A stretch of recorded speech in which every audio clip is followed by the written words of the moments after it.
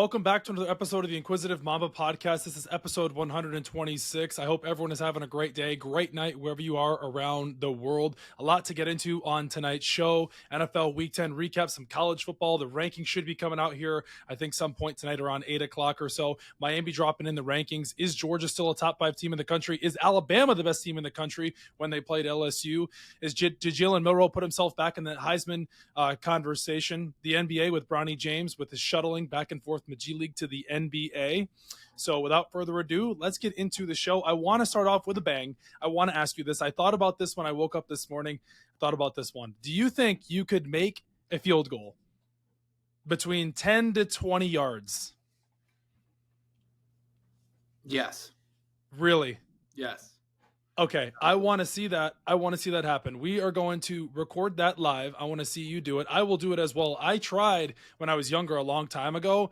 I went with my dad. It was like years ago. I didn't have as much strength as I do now than I did back then, but I don't think I could make one. Jason Kelsey tried to make one. He actually was in work boots when he did his, but I'm going to say I don't think you can make one. Oh, I can make one. You can make a 20-yard field goal? Like first try, or do I get to practice? You get three tries. Oh, yes, absolutely. You think you can nail a 20-yard field goal? 100%. How confident are you on a scale of 1 to 10? 9.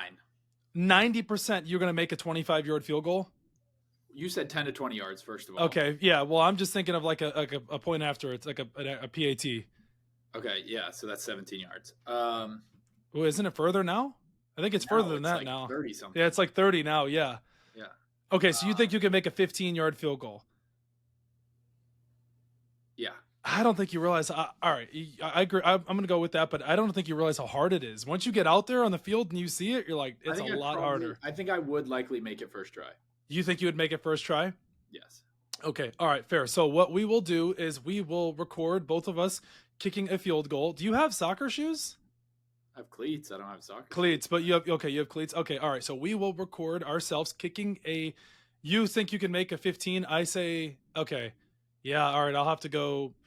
We'll do the same distance, so we'll both go 15 yards. And if we both nail it, then we both nail it. However, I don't have any confidence, but it'll be fun, and it's always one of those fun. It'll be no problem, bro. It's always one of those fun things. So anyways, I'm excited to hear about that. That's what I was thinking about. I was like, man, I want to hear what you have to say, because some people say they can nail a field goal. Some people say I have no shot, but I 100% could. Do you think, are you more confident that you could fly a plane or kick a field goal? Kick a field goal. Because we had that conversation last year. Yeah, no, I could fly a plane too, but I'd be better at kicking field goals. Yeah. All right. Well, college football, what a weekend we had. Miami lost finally to Georgia Tech. The second year in a row they've lost to Georgia Tech. You can say, does Georgia Tech have their number? Do they not? Is Miami overrated? So on and so forth. But yeah, I mean, Miami dropped big time in the rankings. They dropped from 4 to 12 in the AP.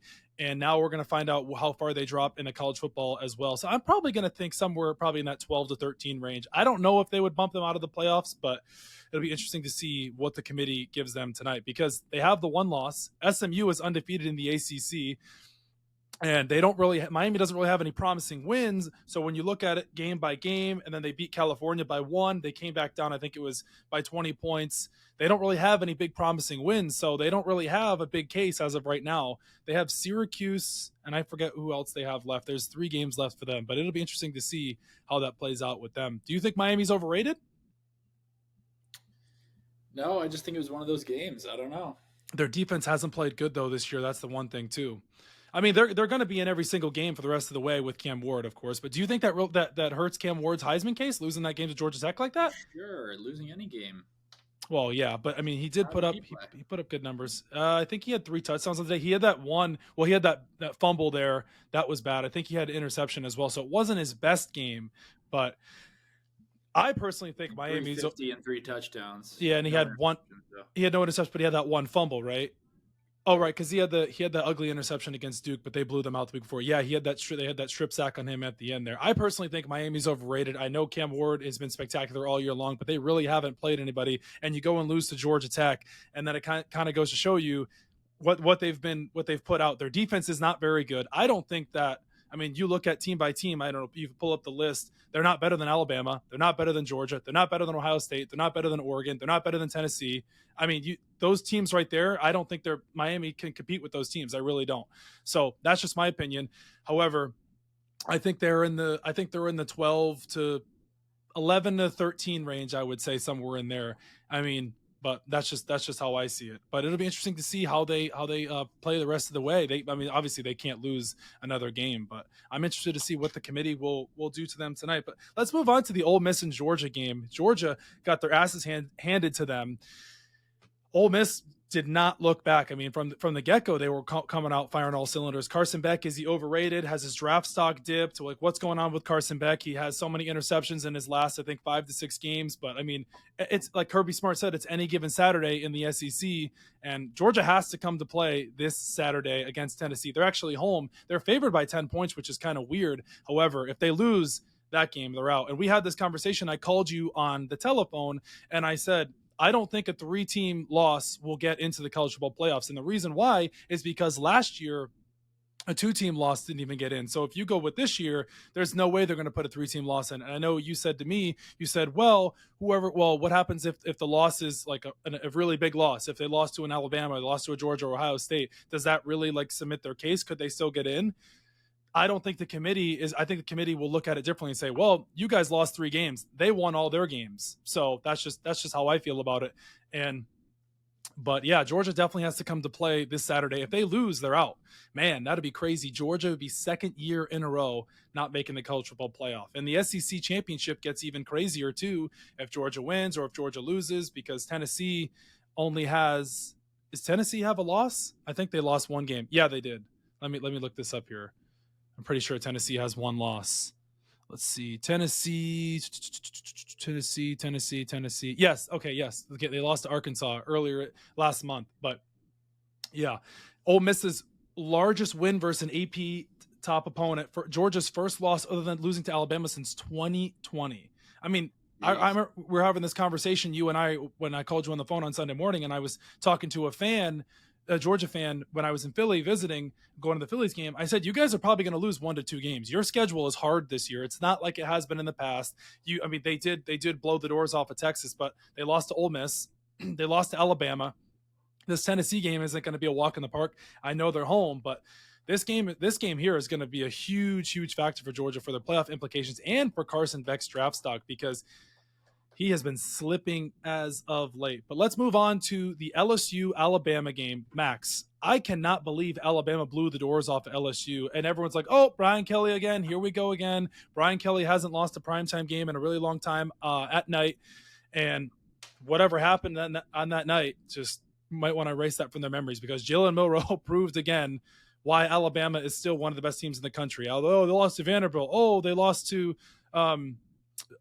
Vanderbilt, and they lost to, who was the other team they lost? Tennessee. Oh, they lost to Vanderbilt. Oh, they lost to Tennessee. Alabama's still one of the best teams in the country. I mean, yeah, Tennessee's a really good team. They shouldn't have lost to Vanderbilt. It's an inexcusable loss, but they just went and blew the doors off of LSU. And I still will sit here and say Alabama can beat anyone in the country. I really do. If Jalen Milroe plays the way like he did Saturday night, and their defense plays like the way they did, there's no reason why they couldn't beat Oregon or Ohio State. So, and they're creeping back up in the rankings as well. They're going to win out. They only have Mercer and I think it's Mercer, Auburn, and I forget who the 3rd team is. It's Mercer, Auburn, and one more team they play.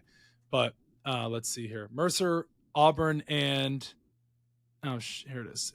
Mercer, Auburn, and Oklahoma. Yeah, so they'll win out. They'll finish 11-1, 10-2, and then yeah. So anyways, but yeah, so it'll be interesting to see how that plays out there. But I want to move on to this one here. I want to hear your opinion about this. The Gators are officially bringing back Billy Napier. His record is 15-19 because the Texas blew the doors off of Florida us on Saturday. He's 4-5 on the season. So give me your opinion and I'll give you mine. For Billy Napier? Yeah, I want to hear your opinion about Billy Napier with the Gators bringing him back. I think it's insane that they decided mid-season to like solidify that. I don't know what their objective was of that. Like, what? They just look like idiots now after what happened this past weekend. Yeah, but you really can't put much stock into that because Lagway didn't play, And obviously everyone knew Lagway wasn't going to play. And I was arguing with fans and in the comments. I was like, there's no way DJ Lagway plays this game. But I just want to go back to that point here for a second about or Billy Napier. The realistic expectations of Florida. We had this conversation a few months ago. They're losing all these games. Should they fire Billy Napier? I thought they should have fired Billy Napier. Like I said, they should have done the buyout a few weeks prior. But the way DJ Lagway has been playing, and DJ Lagway is your ticket to any sort of being ranked, being sort of back on the map for Florida. You can't let Billy Napier go, because then DJ Lagway has to learn a whole new system. You've already recruited all these guys, so you just go and fire Billy Napier. And then realistically, too, with Florida, who are you going to bring in? Everyone sits there, oh, we should fire the coach. We should do this. We should do that. Well, who are you going to go get? Are you going to what coach is available that is a name that is name recognition? That's a notable name that you can go get. It's not like it's just, oh, I can just go pick from that coach, or, oh, we want Lane Kiffin, we'll go get him. Well, no, because Ole Miss is good this year. Dan Lanning, well, we want him. Well, Oregon's number one in the country right now, and other names I'm sure that are suitors as well. But at some point, too, you have to sit there and build your program. You can't just go coach the coach and keep firing all these coaches and not be able to build a program. Listen, this is what I'll say. If Billy Napier does not work out this next season with Lagway, because you're going to get Lagway back as a whole, you're going to get more recruits in, other recruits if they left or not, or transfer portal, however that goes. If Billy Napier blows it up next year and he screws it up completely and he just lays an egg, yes, he's gone. But you got to give him one more year fully with DJ Lagway, see how the season plays out next year, and then you can reevaluate, because it's not really fair this year. Had a whole year with Lagway had he started him for the beginning, but he didn't. He wanted to start Mertz, and that was the decision that they made. So you make your bed, you lie in it. Whole season. What if he decides that he doesn't want to play Lagway again? Like, why did he? Well, why wouldn't Lagway play again next year? He's QB1 next year. He's the best freshman quarterback in the country next to Dylan Raiola. Why didn't he start him from the beginning?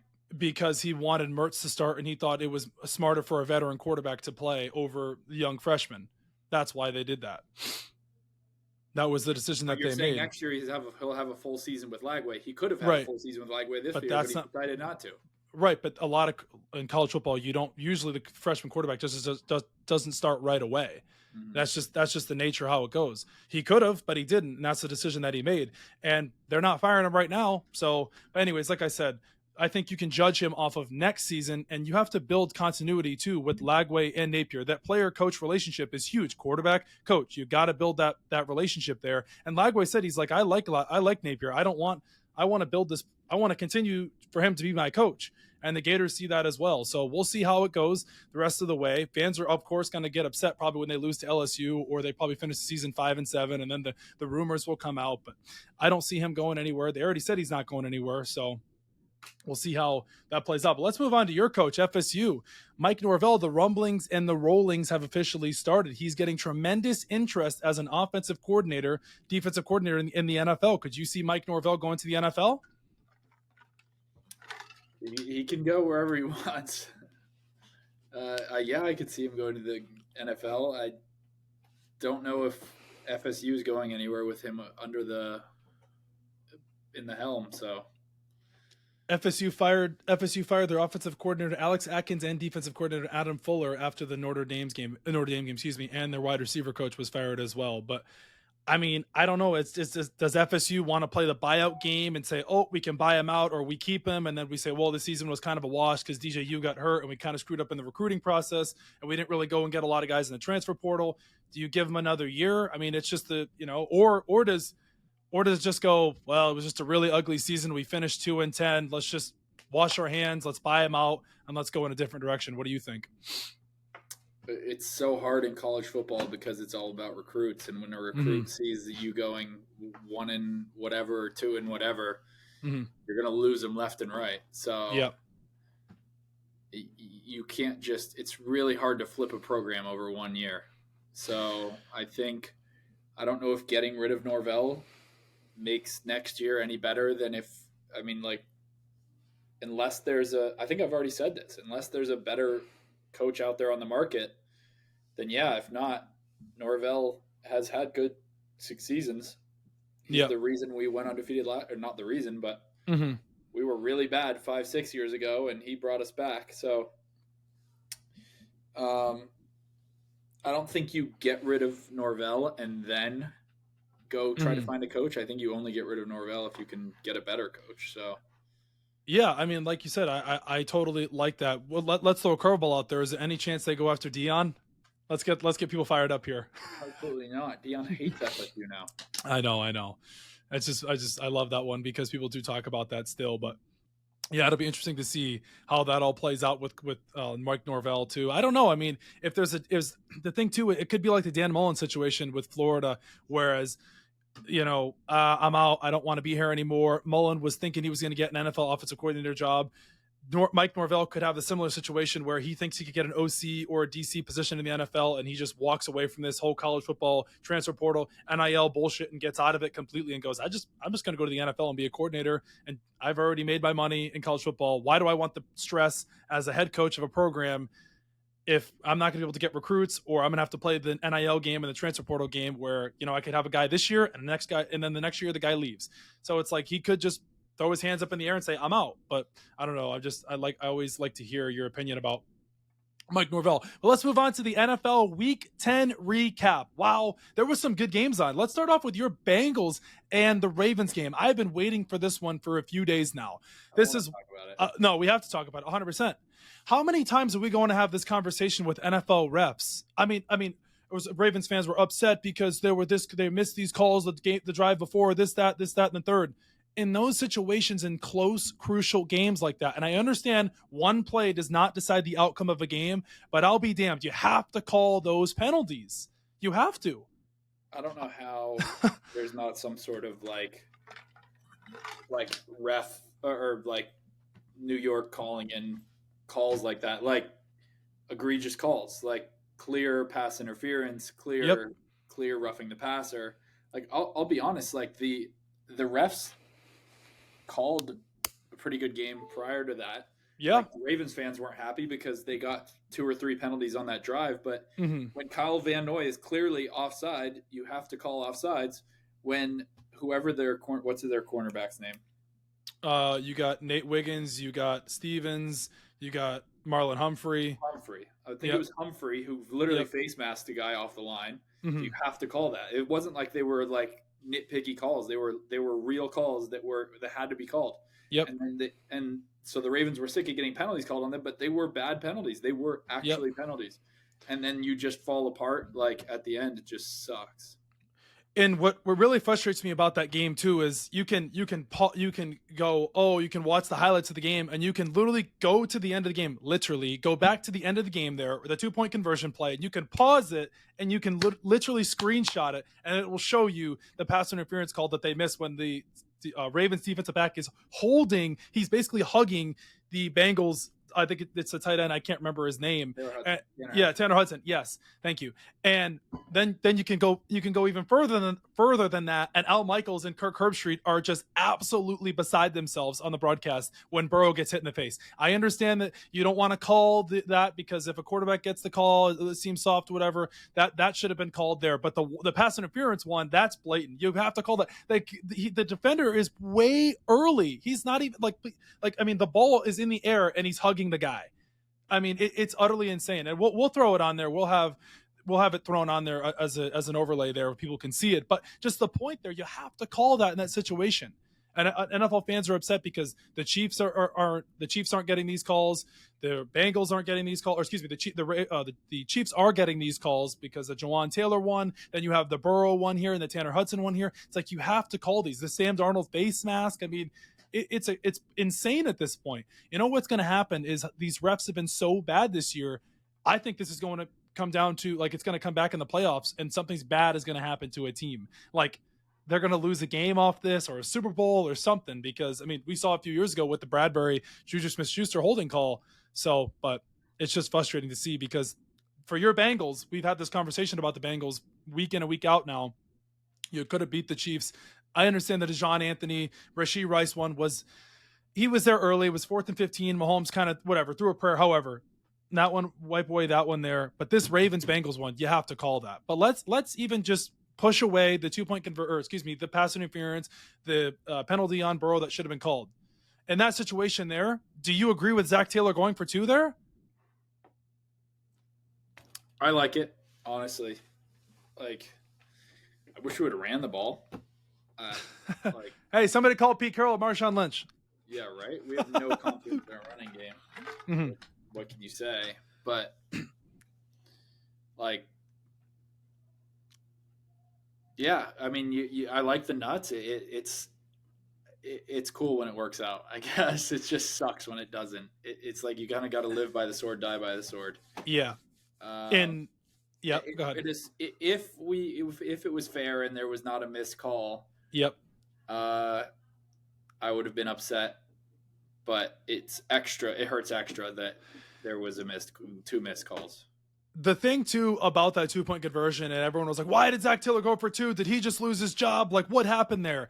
I think Zach Taylor in the back of his mind thought, we don't want to go to overtime with the Ravens again. We just played them a few weeks ago and we lost in overtime. We have the game right here. The ball is in our hands. I feel like Joe Burrow and Zach Taylor, I'm sitting as Zach Taylor right now. I got the headset on, that I have the best quarterback in the NFL, as in Joe Burrow, or I want the ball in my quarterback's hands when the game is on the line here. I'm going to go for 2. I'm going to put my nuts on the table, and that's how I'm going to go about it, because you just went to overtime with the Ravens a few weeks ago, and you don't want to give Lamar Jackson the ball back. I don't hate it. I really don't. I mean, hey, you live by the sword, you die by the sword, just like Dan Campbell did in the NFC Championship last year against the Niners, just like Dan Campbell has done with the Lions. That's how he's built his culture. Now, a total different situation here, but I don't hate it. I know a lot of people were like, you should have went to overtime and you played the analytics. Now, Joe Burrow's got the ball in his hands. You may get the flag that you wanted to get. You didn't get it. You live by it. But hey, I am completely okay with it. You play to win the game. Our defense is kind of let up some points, so I'm completely okay with it. Yeah, it sucks that every loss we have is like just so within reach. Like, it is. It's been. You guys play the Chargers this Sunday night on Sunday Night Football in LA. That's going to be a good game too. We'll probably have to watch that, but that's going to be a great game. I'm excited for that one. That's going to be like Jim Harbaugh. Justin Herbert's played really well as of late. They're 6-3. They just beat the Titans 27-17. So you guys, I mean, I feel like that's a must win for you guys now. Everything's a must. It's been a must win every week. I know. 3 weeks. Right. So anyways, we'll just do a little rundown. We'll start off with this one here. The Panthers and the Giants. The Panthers ended up beating the Giants 20-17. I mean, that game was crazy within itself. And at the end of the game there, we go to overtime. Tyrone Tracy has the ball. He fumbles it. The Panthers go and kick a game-winning field goal with Eddie Pinheiro. 2017. Is it time? I mean, it already has been time. We've talked about this with Daniel Jones. The Giants should bench Daniel Jones. This season is over. They need to reevaluate that position when the offseason comes around. I think it's over for Daniel Jones and the Giants. It's been over since week 1. These crazy stats that we've seen with Daniel Jones, it's like the Chiefs have more of this team has more of that, or this team has passed for more touchdowns in MetLife than Daniel Jones. It's like, oh, sorry, there it is. The Chiefs have won 2 Super Bowls since Daniel Jones has been in MetLife and passed for, I think it's 2 touchdowns or whatever, but it's just crazy to think about. I just can't believe it. So at this point, the Giants need to just move on from Daniel Jones. I would bench him, honestly, at this point. Really. Get rid of their GM. Oh, Joe Shane. And yeah, you know who? So actually that regime, Joe Shane and Brian Dable, that was the Josh Allen. That Joe Shane was the GM for the Bills, and Brian Dable was the OC for Josh Allen and the Bills. Brian Dable's been around for a while. Honestly, I hope the Giants fire Brian Dable and the Patriots hire him as their offensive coordinator. I would love that, because he was with the Patriots years ago. Brian Dable was also with Alabama. He's been around the block. So Giants can clean house and Brian Dable can come back over to the Patriots. I would love that. But yeah, no, like I said, I think Daniel Jones, the experiment has been over. We've said this for weeks now. But, I mean, it's crazy to think about $40 million they gave him. That hurts. It hurts. Let's talk about this one, though. The Chiefs and the Broncos. I mean, how much can we say? Did the Chiefs have a horseshoe up their ass? It's kind of funny because at the end, or before the game was over, there was a clip on Twitter with Mecole Hardman and DeAndre Hopkins. And I think it was Mecole Hardman was like, this game is over. And then DeAndre Hopkins like, no, it's not over. I don't remember the exact words, but he's like, nah, man, it's not over, whatever. And then they ended up winning the game. I mean, dude, they have a horseshoe up their ass. How many, the Broncos did everything right that you could, I mean, they could have played better. They could have scored more points, but a blocked kick, really? Brutal. Hey, but the Chiefs play the Bills this Sunday in Buffalo. That's going to be a great game. Yeah. I was telling you this past Sunday, I was saying, hey, if the Chiefs would have lost that game, they would have 1 loss, and then they go into Buffalo with 1 loss. And if they lose that game and they have 2 losses, and Buffalo becomes the AFC 1 seed, but the Chiefs have the lead now, and I don't know, man. It's just looking more and more likely that they could finish the season undefeated. So I don't know, but yeah. So what do we got? Oh, here we go. Yeah, Eagles Cowboys 34-6. Dude, the Cowboys, the fans, they're just in shambles. It came out today that Dak Prescott is officially out for the year. He underwent hamstring surgery officially, so he's out. But what really made me laugh about the Cowboys too is the comedy show with Jerry Jones and the circuses. Dude, Jerry Jones. I don't know why Jerry Jones continues to take questions. Like, just shut up. Dude, like, I every agree. time he gets on the mic, I know headlines for how much of an idiot he is. Did you hear what he said about CeeDee Lamb? So did you see the son? Well, I just found out today that they actually have curtains for that. And they don't use them. They use them for concerts, and they refuse to use them for games. Probably Jerry. Whoa, you want me to rebuild the whole damn stadium? No, we want you to shut up and stop talking and give up the team and let your son take it over because it's time. He's like an old senile grandpa. It's like, dude, enough is enough with him.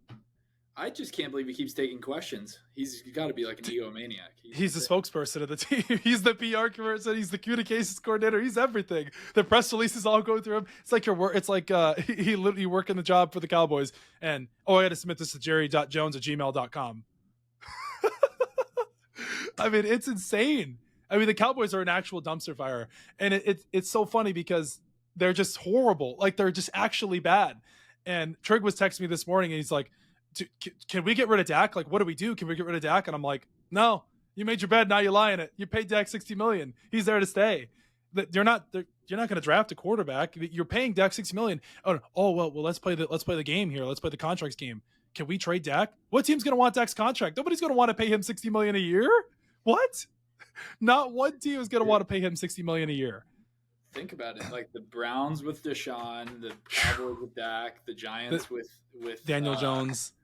With Jones, like there's the Saints with Derek Carr, Lawrence in the Jags. Like there has been some. It seemed in the last 3-4 years they were just giving everyone that could throw a football a max contract. Tua with the Dolphins, even though Dolphins fans think he's the second coming of Christ, he was okay last night. He still can't get out of it. He still can't get out of his own way. Yeah, what happened to who else? Like, what happened to like a mid-level contract? Like, why are we giving everybody? Geno Smith. They gave him mid-level. They gave him like a not crazy money. But you're right. I mean, if anyone deserved it, it was Geno Smith. He was the comeback player of the century. Like he was actually balling for the Seahawks for a while. Yeah, I haven't paid attention to how well he's played this year, but he hasn't been terrible. But still, I mean, it's just he hasn't been that bad. But it's just funny to think about. Like, just going back to the Cowboys here for a second. It's just they're just a dumpster fire, and everyone's like, oh, well, should they draft this quarterback? Or, hypothetically, what if they brought in Bill Belichick? That's not going to happen because Jerry Jones and Bill Belichick would never work out. Or, in a miraculous world, Stephen A. Smith said, could the Cowboys put Deion Sanders as head coach, and could they draft Shedeur? That's never going to happen. Obviously, you go back to the Dak situation, and Jerry Jones is never going to give up the reins. He's never going to let the Deion show happen. So I just think it's just funny that all this is going up in smoke for the Cowboys. They're absolutely toast. And if the Cowboys were smart, I have this one written down, and I thought about this. They would start Trey Lance the rest of the season. You've already seen Cooper Rush. This season is over. You're 3-6. You're going to be 3-7 after this week, and it's over. Like, enough is enough. Just let Trey Lance start. If he sucks, he sucks. At that point, But starting Cooper Rush isn't going to do you any good because your season's over. You might as well, if you're smart, you would tank and you go get a good draft pick because it's the wheels have fallen off officially for the Cowboys. But let's move on to this one here. The Dolphins officially snap a 3-game skid against the LA Rams last night. I lost a lot of money last night in the game. Anyways, but still, the point here about the Cowboys, the Dolphins. Could the Dolphins make the playoffs? This is an interesting case here. They're 3-6. They play the Raiders this week. I have their remaining schedule here. They play here it is. Raiders, Patriots, Packers, Texans, Niners, Browns, Jets. At Packers, at Texans, at Browns, at Jets. No. The Bengals and the Dolphins are going to be fighting for the same. Yeah, I know. I don't think the Dolphins are going to make the playoffs. I really don't. I think that's not a crazy take. Well, I bet too. According to Tyreek Hill, he thinks they're going to win out. So It's your Second in the your, AFC East is crazy. Oh my god! I cannot believe They're I 3 and cannot 6. Yep, 3-6 Dolphins. Jets are 3-7, right? No, sorry, 3-6 or 3-7. No, 3-7, 3-7. The Patriots are 3-7, and then the Bills are 8-2. I'm shocked that the Bills are 8-2. I thought they would be in the 6-4 ballpark, not 8-2, but they've really impressed me. But then again, they go back to it. They still have Josh Allen. As long as he's there, they're going to be afloat. And they're fighting there for the 1 seed with the Chiefs. But yeah, I mean, Dolphins, can they make the playoffs? I don't know. It's going to be really interesting to see. I don't think they'll win out, but we'll see how that goes. Dude, the Steelers. I know they play the Ravens this week. It's crazy. Yeah, I know. The Week 11 schedule is Commanders, Eagles, Ravens, Steelers, Chiefs, Bills. Get your popcorn ready, folks. But I was looking for something here. Oh yeah, Lions, Texans. What a game! Oh my gosh, the Lions end up winning 26-23. Jake Bates, from a brick salesman to being a clutch kicker in the NFL. He kicked the 2 clutch kicks in the game, over 50 yards. He kicked a game-winning one against the Vikings a few weeks ago to snap the Vikings' undefeated season there. They were undefeated at that point. But the Lions, man, I mean, I can't believe the Texans blew that game. The Lions did not let up any points in the second half. The Texans scored 0 points in the second half. The Texans came out guns blazing. And this is what I thought about that game, too. I was watching. I was like, how long can this Texans offensive line hold up? Because they were not very good against the Jets. They haven't been really good all year long. But how long can they officially hold up throughout this entire game? And in the second half, the Lions look like a total different team. Jared Goff did throw 5 interceptions.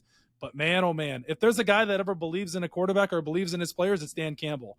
I mean, you can have an ugly game and he goes, I don't care. I still believe in my guys. And I just thought it was a really big win for them. They've won 7 straight. Is it time to start saying the Lions, they're the best team in the NFL? They're sick, dude. I love watching them. They're so fun to watch. The Lions. We actually have some friends that are Lions fans too, which makes it even more special. But man, I mean, it's just, they are a fun team to watch. I mean, you look at the Lions, I don't think they really have a weakness. I mean, really, the only weakness they have, from what I've seen so far, is Terry and Arnold. He's the draft pick out of Alabama. He's been pretty bad this year. They had that controversial pass interference call at the end there. They say they missed the call. It wasn't called because it was tipped. However, he has been really their weak link. But other than that, they've been lights out. Goff's played exceptional, other than, of course, the 5 interceptions this past game. Their offensive line is good with Sewell, Decker, and Glasnow. And then you got Jahmyr Gibbs, and you got David Montgomery, Jamison Williams, Amon-Ra St. Brown, Laporta. I mean, they've just been lights out. It's been great. Brian Branch is really good on defense for them. Obviously, they lost Hutchinson, but they picked up Zadarius Smith. McNeil has been good for them, the defensive tackle up the middle there. Anzalone. They've been good, man. They've been fun to watch. Carlton Davis they picked up in the offseason from the Bucs. So, but yeah, I mean, they are definitely a fun team to watch. I will say that for sure. But let's move on to the Bears. Is Caleb Williams a bust? I've had this conversation with so many people. Caleb Williams is not a bust. They actually fired their offensive coordinator today, Shane Waldron, finally. Has Caleb Williams played great? No, they're sitting at 4-4 now, but 4-5, yeah, because they've lost 3 straight now, 4-5. But to say he's a bust is so stupid. Their offensive line is one of the worst in the NFL. If you don't have time as a QB in the NFL to throw the ball, I mean, look, you saw Drake May Sunday against the Bears. He barely had any time to throw the ball. So to say that Caleb Williams is a bust, they're 9 games in, is so stupid. I hate when people try to say that. And he's obviously going to be QB1. They're not going to bench him. They fired their offensive coordinator, so maybe things will change. But I don't think really anything will change with the Chicago Bears because their offensive line is terrible. If he doesn't have time to throw the ball, then nothing's going to really happen. So, but yeah, I don't think Williams is a bust. What do you think? Yeah, it's too early. Yeah. Flashes for sure. Oh, he's definitely shown flashes. We've seen some of the plays that he's made throughout the games and throughout the regular season. But will the Bears fire Matt Eberflus? They're 4-5. If they continue to lose these games, he probably will get fired. But the only thing about the Bears too is it gets rough here. I actually had them making the playoffs. Even I knew their offensive line was bad, but I was like, Caleb Williams can potentially overcome it. No, their schedule is really, really bad to go the rest of the way. Packers next week, Vikings, at Lions, at Niners, at Vikings, Lions, Seahawks, at Packers. They could literally finish the game. They could literally finish the season 4-13 and not win a game since their last game. I mean, it looks rough from here on out with them. But yeah, Williams' stats are 60.5 completion percentage, 1785 yards, 9 touchdowns, 5 picks. I mean, the offensive line is bad. They were missing 2 starters against the Patriots, but yeah, their schedule to finish out the rest of the season is really, really rough. But yeah, how about this stat here, though? This is insane. The Chiefs have had 9 straight second half comebacks for the win after trailing 7 points. Week 17 versus the Bengals, divisional round versus the Bills, Super Bowl against the Niners, Week 1 versus the Ravens, Week 2 versus the Bengals. Some of those were going back to last year. Week 3 against the Falcons, Week 4 against the Chargers, Week 9 against the Bucks, and then the Broncos won. I mean, it's insane to think about. I hate the Chiefs. Dude. I can just tell on your face you just hate the Chiefs. I hate the Chiefs, dude. Oh, I mean, it's just Travis Kelce ties Chiefs tight end Tony Gonzalez for the most touchdown receptions in Chiefs franchise history. Wow. Yep. It's just insane to think about. I mean, man. But yeah, I mean, I think that does it with the NFL. I forgot what I was gonna mention here. Yes, we got to talk about Jake Paul Mike Tyson fight. It's this Friday night. Friday night, Joe. Oh my gosh, it's on Netflix. I can't believe they're putting it on a Friday night. It's kind of weird. I don't know. You would think it'd be a Saturday night. Well, maybe this though, they thought about this like in advance. Well, college football is on. There's other sports on. We really want the boxing match between Tyson and Paul to be the center stage, but it's in Dallas too. It'd be some exciting stuff going on in Dallas for Friday night because the Cowboys haven't done shit. Yeah. Who do you got winning? It's Cowboys. Tyson or Paul? I need it. I'm wearing a WrestleMania shirt too. It is like it's impossible to call. Like I'd love to see Tyson win, but like, how do you ever pick how old is Jake Paul? Like 26, 27? 26, yeah, something like that. Like, how do you ever pick a 60-year-old over a 27-year-old? It's just like Tyson could come in and just get one and just boom. Like, you never know. He could, but also too, the thing is, I really hope this Tyson Paul fight is not like how it was with Roy Jones Jr. in 2020. That was like 2 guys in the backyard at the barbecue just swinging for the fences because that was absolutely. I mean, that was bad. That was like 2 guys that haven't hit the treadmill in like 10 years that had just had like 10 packs of cigs and said, "I'm getting back in the ring. I'm getting back." So I really hope it's not like that. I hope it's a good match. But hey, from the videos we've seen, Mike Tyson has been training his ass off. So Iron Mike, baby. I hope his cardio, like, because if you've ever seen a heavyweight match where the guys aren't cardio, like it happens in the UFC often, you're just like, not so much anymore, but like back in the day. Sign the contract. Yeah. Sign the contract, big boy. Sign the contract, big boy. Sign the contract, big boy. Yeah, Jake Paul said he said he thinks he's gonna win. I don't know. I mean, the odds are gonna be obvious all on Jake Paul, but I'm excited to watch it. First Netflix boxing event. That's insane. This fight was supposed to happen back in July, but it got delayed because of Tyson's injury. I really hope that. I don't think they'll call it off at this point, but man, I'm super excited. Man, I don't know. I mean, like, I want Mike Tyson to win because it'd just be hilarious to see Mike Tyson win and just knock Jake Paul out and, maybe just, but oh man, I don't know. Like, Jake Paul's the heavy favorite. So I don't know. A lot of people are going to say Jake knocks him out or TKOs him, or excuse me, knocks him out. I mean, man, I don't know. Like, I want to say I want to pick Jake Paul, but that's so obvious. That's like, doesn't make it fun. But how long is this fight even going to last? What's that? Like, is Tyson going to be able to even go the distance? No, I can't imagine. Dude. How many rounds is this? Is this fight 6 rounds? I have no idea. We gotta see here. 12 rounds. Yeah, but there's no freaking way that Mike Tyson and Jake Paul are last in 12 rounds. Here it is. Mike Tyson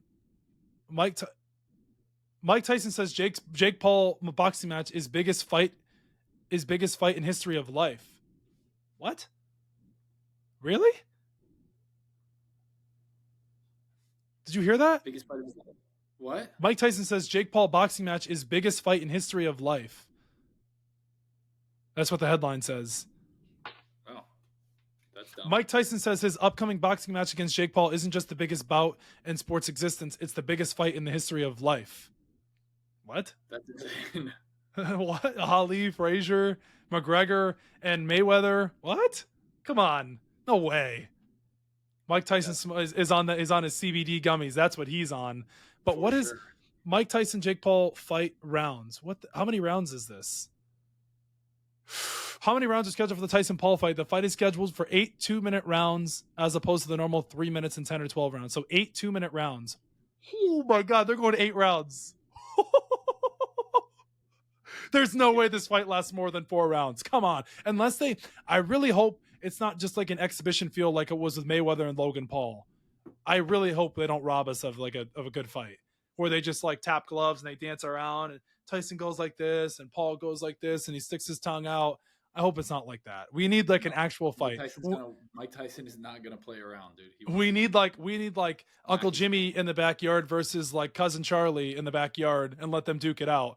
That's what we need. We don't need dancing around like no. We need like a legit fight. But yeah, I'm excited for the fight. What do you think about this though? This is really the only NBA thing I could think of. Bronny James he's going to the G League, then he's going back to the Lakers. Like, why don't we just put Bronny James in the G League and just call it a day? Because ticket sales? I know that, but I'm saying like minus that. Like, let's just put him in the G League and let him develop properly, right? Isn't that be fair to him? Would that make the most sense?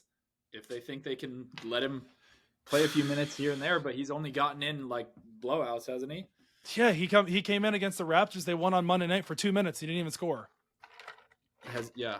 And then on Sunday he played, or was it Saturday? It was over the weekend. He made his G League debut. November 9th, he made his G League debut. So what's the point? Why do we keep shuttling him back and forth? It's like just pick one. Let him play, bro. Of course, but let's just like be realistic about the kid and let him play in the G League and develop in there. Wouldn't that make the most sense? Like, right, he would be if it wasn't logic. For ticket sales. I mean, I don't know. I don't. If it wasn't for the publicity, he wouldn't be in the league. So no. They're trying to keep LeBron happy by letting him play alongside of it. And he's not even really playing. I thought it was cool, like the story when he came in and he checked in on opening night against the who did the Lakers play opening with? The Timberwolves. They played the Timberwolves opening night. It was cool, the story, you have that there. But now it's like, just let him go down to the G League, let him develop, screw all the rest of it, and just, let him do his thing. But it's just, I feel like it's so weird. It kills his confidence, I feel like. Dude, I don't know. I don't understand. Let me ask you this one. Do you think it's too early for Christmas decorations and music? We haven't even hit Thanksgiving yet. Yeah, of course. We have the same conversation. Of course it's too early, but people aren't going to stop. But it's not even Thanksgiving yet. Yeah. Apple Music already came out with the essential holiday playlist. I'm like, we're not even halfway through November yet. How are we already at Thanksgiving? We just finished Halloween 10 days ago. Yeah. I don't get it. I honestly don't. Deadpool 2 came out today on Disney Plus. Really? Yes, November 12th. Have you watched it?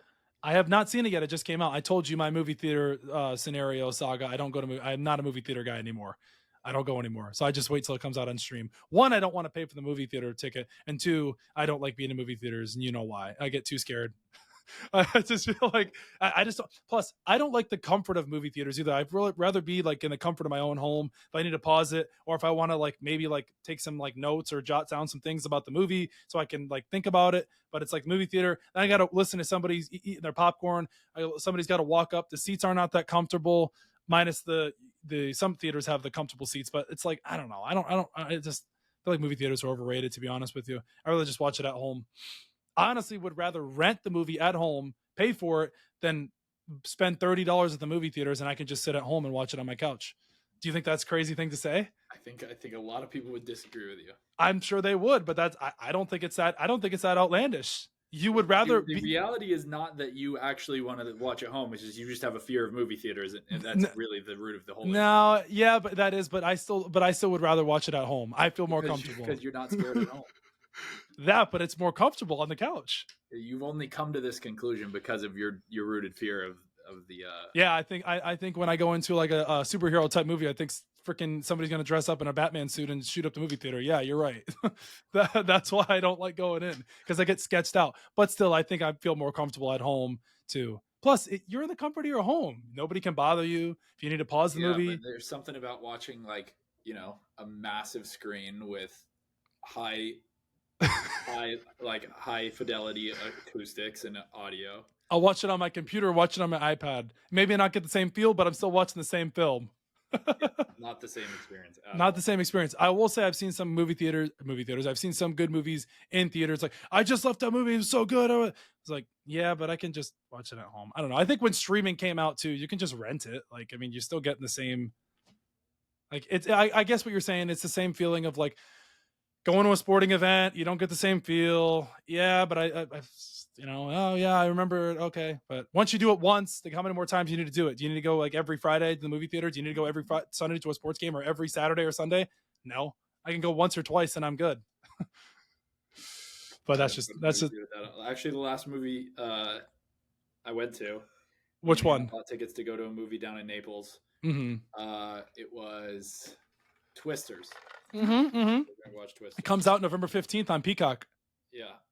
And I'll be watching that on stream. Tickets. Yep. We got our late tickets, so we went to a dinner down in Naples. Yep. For our movie. Uh-huh. And then after our dinner and some drinks, we were gonna head over to the movie theater. And we're like, we're tired. We should go home. You bought the tickets and you didn't go? Tickets, we just didn't go. Oh, no rain check? No. Wow. It was some elderly type stuff, Joe. That's Silver Spot Mercado over there. It was across the street. It was the other one, but yeah. There's another one? Yeah. Oh, it's not Silver Spot? One, I don't think it's called Silver Spot anymore. Oh, maybe they changed it. But they have the recliner seats, right? Yeah. Oh, that's up. It was the one. It was on the other side of 41. I don't know. There's another movie theater over there. It's not Mercado? No, it's on the other side of 41 from Mercado. Oh, there's another one. Okay, gotcha. Yeah. No, I've never been to that one. Me either. So you didn't see Twister then? I bought tickets there, but I've never been. So you didn't see Twister? No. Oh, it comes out on Peacock on November 15th. You can watch it. I probably will. Ain't no love in Glenn Powell. Yep, all the thirst traps and the heartthrobs will be back. Glenn Powell with the Dodge Ram. Oh yeah. I'm surprised nobody dressed up as. I didn't see a lot of Glenn Powell costumes for Halloween. I still have this. I haven't seen Twisters. I saw Twister, but same thing. There isn't a Twisters without a Twister. That's how I feel. The original is always better than the second one. That's how I feel. You don't feel like that? You understand where I'm coming from. The case. You understand where I'm coming from. Sure. I'm excited to see Twisters though. Actually, though, like what? It depends. Like these remakes, like remakes that are like from old movies. Like, Tom Cruise. Mission Impossible? No. Top Gun. Yeah, that's what I was just saying. Maverick was so much better than the original Top Gun. Whoa. The original Top Gun was It's dated, Joe. It's dated. It's old, so good. The acting wasn't as good. It just wasn't. The cinematography wasn't as good. This was better. There's no Top Gun Maverick without the original. That's not what we're talking about. You think Top Gun Maverick was better than the original? Yes, that is what. Come on. 100%. There is no bike scene without the original one. I get what you're saying. The cinematography. You're being a camera nerd here and a photographer nerd. Not like everything was better. The music was better. The acting was better. That old movie was dated. The old movie's badass. It's corny. It is. So is the second one for the beat scene. What? No. The beat scene when they're doing playing football. That's corny. Great Balls of Fire when they're doing that in the bar. It's just a better movie. What do you want me to say? You think Top Gun? Wow. Yes. So I feel like you're going to say Twisters is better than Twister. I don't know. I've never seen it. Wow. I can't believe that. Yeah. I mean, I get it's your opinion, but I just, man, we watched Top Gun original. We watched it at your parents' house. Yeah. Paramount Plus. Yeah, dude. Corny. Take My Breath Away. Yeah. Great movie. Come on. The soundtrack, so fire. Danger Zone. It's a good movie. It's not as good as Top Gun. I can't believe that. It's just. What do you think? What do you think? Another original movie or the new one is better than the original? What's another one? Do we have another one?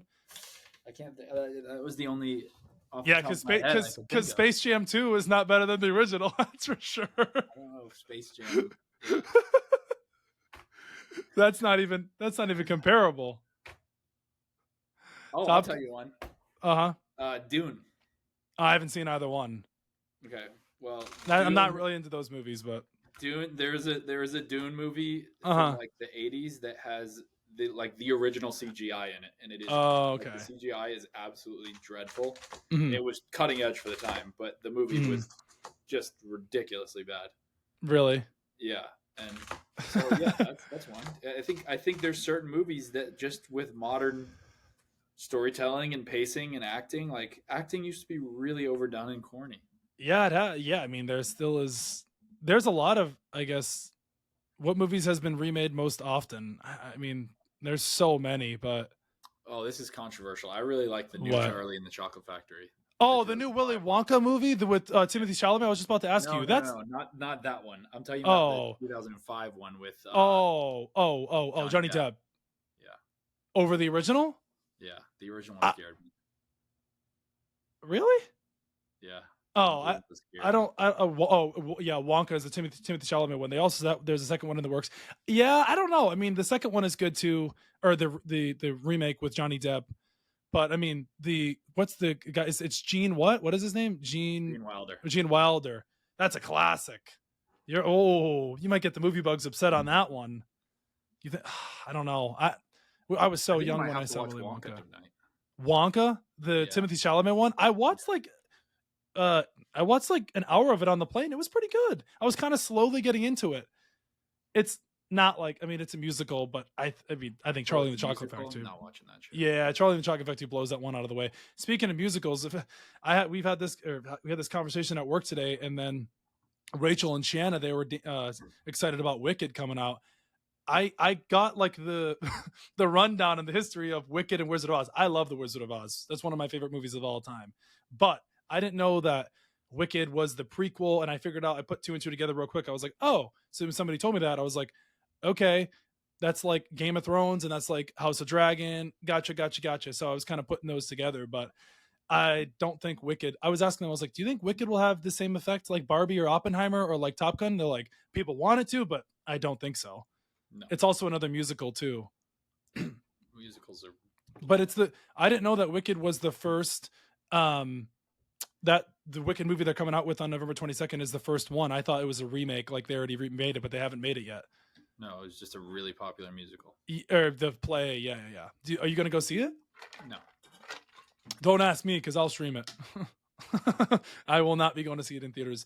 Has there been any good movies that have come out lately in theaters? Other than you got Deadpool 3, you had the what the heck's the Blake Lively movie? Twisters, Deadpool 3, and then what was the other one? Hannah's been talking about a few movies. Oh my god. Oh, it's the Blake Lively movie. Oh, it's something here it is. It ends with us. There it is. Not it ends with us. There it is. Yeah. So there's the books for that and there's the movie for that. Yeah. No. What happened? Yeah, Hannah wanted to see that.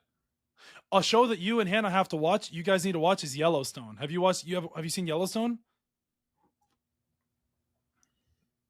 With Kevin Costner, the Dutton family, the Yellowstone Ranch. No, I have not. You guys have to watch that. I think that's one of the best shows in the last like 15 years. I mean, the popularity for it's insane. They just came back with season 5, the second half of it. They're saying that it's officially over, but after this season. But yeah, you guys definitely have to watch that. I mean, it is an amazing show. I watched it Sunday night, the return of it. But yeah, you definitely have to watch Yellowstone. It's on Paramount Plus. There's been 5 seasons, but great show. I promise you'll get hooked. You'll be like, oh my gosh, I can't stop watching this. It's that good.